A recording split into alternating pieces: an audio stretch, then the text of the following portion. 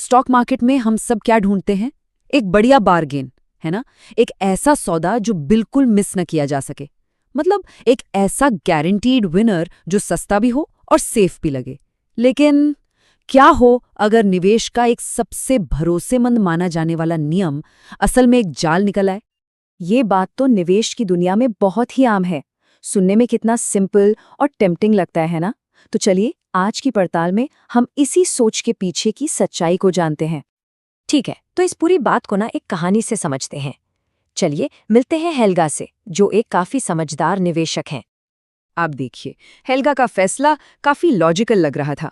उन्होंने सोचा, भाई अगर कंपनी की किताबों में उसकी कीमत ज्यादा है लेकिन मार्केट उसे कम भाव दे रहा है, तो ये तो एक गोल्डन अपॉर्चुनिटी है। उन्होंने प्राइस टू बुक वैल्यू के इस सीधे साधे नियम पर पूरा भरोसा कर लिया। लेकिन फिर हेल्गा के साथ जो हुआ वो काफी चौंकाने वाला था।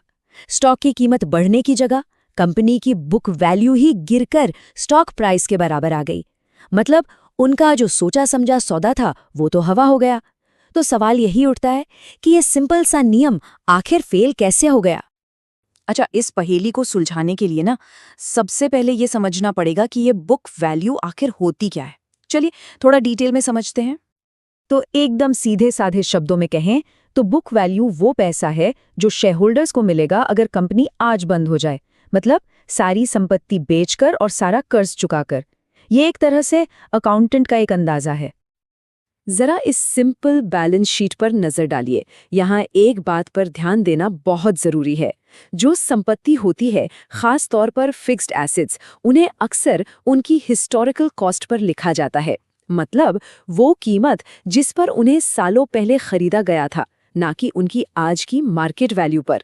इसका सीधा सा मतलब ये हुआ कि बुक वैल्यू हमेशा किसी एसेट की असली मौजूदा कीमत बताए, ये जरूरी नहीं है।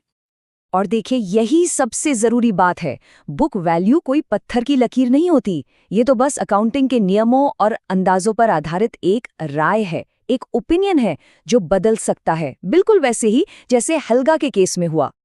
लेकिन रुकिए, कहानी यहाँ और भी इंटरेस्टिंग हो जाती है, क्योंकि जो हिस्टोरिकल डेटा है वो असल में कम प्राइस टू बुक यानी पीबी रेशियो वाली स्ट्रैटेजी को सपोर्ट करता हुआ दिखता है, और इसी वजह से ये पहेली और भी उलझ जाती है। एक नज़र इस चार्ट पर डालिए। करीब 75 साल तक 1927 से 2001 तक जिन पोर्टफोलियो में सबसे कम पीबी वाले स्टॉक्स थे, उन्होंने लगातार सबसे ज्यादा पीबी वाले स्टॉक से बेहतर रिटर्न दिए हैं।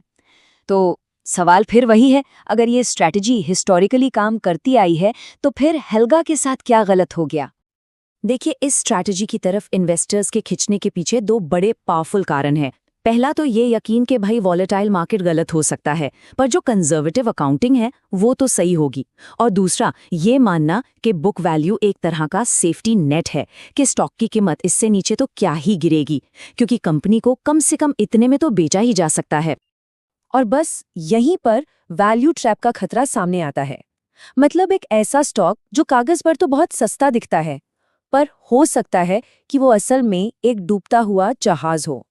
वो सस्ता शायद इसीलिए है क्योंकि मार्केट को कुछ ऐसा पता है जो बुक वैल्यू में नजर नहीं आ रहा।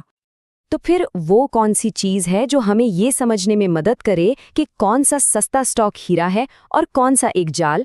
जवाब बस 3 अक्षरों के एक शब्द में छिपा है। ये सवाल हमें सीधा सॉल्यूशन की तरफ ले जाता है। सिर्फ ये जानना काफी नहीं है कि कोई स्टॉक अपनी बुक वैल्यू के मुकाबले कितना सस्ता है। असली सवाल तो ये है कि वो सस्ता क्यों है। और इस क्यों का जवाब अक्सर मिलता है रिटर्न ऑन इक्विटी यानी आरओई में। आरओई बस ये मापता है कि कोई कंपनी अपने शेयर होल्डर्स के पैसे को कितनी एफिशिएंटली इस्तेमाल करके मुनाफा कमा रही है। ये किसी भी बिजनेस की असली क्वालिटी का एक बहुत ही पावरफुल इंडिकेटर है। अब जरा इस डेटा को देखिए, ये पूरी कहानी को एकदम साफ कर देता है। जिन सेक्टर्स का पीबी रेशियो कम होता है उनका एवरेज आरओई सिर्फ 1.9% है, और इसकी तुलना में ज्यादा पीबी वाले सेक्टर्स का एवरेज आरओई 13% से भी ज्यादा है। और इतना ही नहीं, कम पीबी वाली कंपनियों पर कर्ज भी ज्यादा होता है और उनकी ग्रोथ की उम्मीदें भी कम होती हैं। ये वैल्यूएशन का एक फंडामेंटल प्रिंसिपल है, एक फॉर्मूला है जो मैथमेटिकली ये साबित करता है कि P/B रेशियो सीधे सीधे आरओई से जुड़ा हुआ है। आसान शब्दों में कहें तो अगर कोई कंपनी अपने शेयर होल्डर्स के पैसे पर अच्छा रिटर्न नहीं कमा पा रही है तो उसे अपने बुक वैल्यूज से कम पर ही ट्रेड करना चाहिए। मार्केट यहाँ इरैशनल नहीं है, वो तो बस एक खराब बिजनेस को उसकी सही कीमत दे रहा है। तो इस नई जानकारी के साथ हम एक बेहतर निवेशक कैसे बन सकते हैं? चलिए एक स्मार्ट इन्वेस्टमेंट स्ट्रैटेजी बनाते हैं। ये एक सिंपल लेकिन बहुत पावरफुल 3 स्टेप प्रोसेस है। पहला कदम, ऐसी कंपनियां ढूंढिए जो डिस्काउंट पर ट्रेड कर रही हैं, मतलब जिनका पीबी रेशियो 0.80 से कम हो। दूसरा कदम, ज्यादा रिस्क वाली कंपनियों को लिस्ट से हटा दीजिए, जैसे जिन पर बहुत ज्यादा कर्ज है। और तीसरा, जो सबसे जरूरी है, सिर्फ उन्हीं कंपनियों को चुनिए जिनका बिजनेस मजबूत है, यानी जिनका आरओई लगातार 8% से ज्यादा है। और पता है क्या, ये स्ट्रैटेजी वाकई में काम करती है। एक स्टडी में उन पोर्टफोलियो को देखा गया जिनमें कम पीबी और ज्यादा आरओई वाले मिसमैच्ड स्टॉक्स थे। इन पोर्टफोलियोज ने सालाना औसतन 25.6% का जबरदस्त रिटर्न दिया, जो S&P 500 के 17.5% के रिटर्न से बहुत ज्यादा था। ये स्मार्ट स्क्रीनिंग की ताकत का पक्का सबूत है।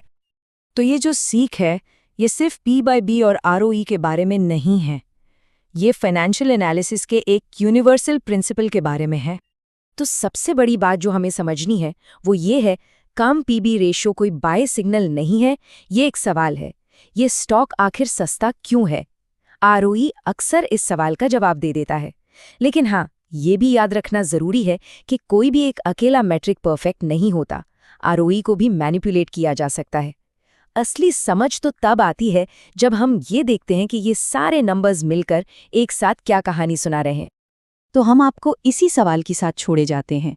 अगली बार जब भी किसी इन्वेस्टमेंट को एनालाइज करें तो सिर्फ एक नंबर पर मत रुकिए, थोड़ा और गहराई में जाइए और पूछिए कि वो नंबर असल में क्या कह रहा है, क्योंकि असली सौदा हमेशा सतह के नीचे ही छिपा होता है।